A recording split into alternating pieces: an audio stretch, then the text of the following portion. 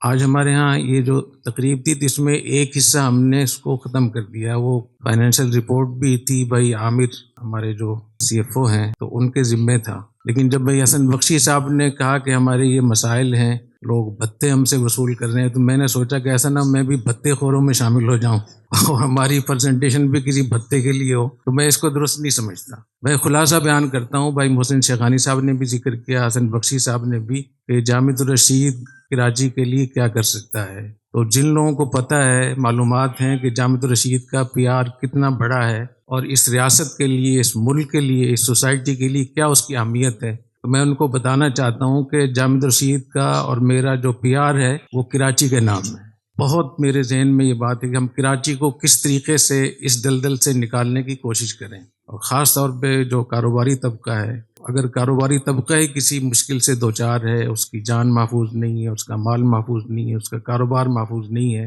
اور ہر وقت وہ یہ سوچتا ہے کہ میں کیسے باہر جاؤں، کیسے اپنے آپ کو تحفظ دوں، اس کا مقصد ہے کہ ملک کیسے چلے گا۔ اور کراچی سے 65% یہاں کی جو آمدن ہے وہ اس ملک کے لیے جاتی ہے، تو یہ کتنی بڑی ہمارے ملک کی ضرورت ہے۔ مجھے اس سے بہت زیادہ پریشانی بھی ہوتی ہے، شرم بھی آتی ہے، اور مجھے غیرت بھی آتی ہے کہ میں اپنے پی آر کو کسی ذات کے لیے استعمال کروں۔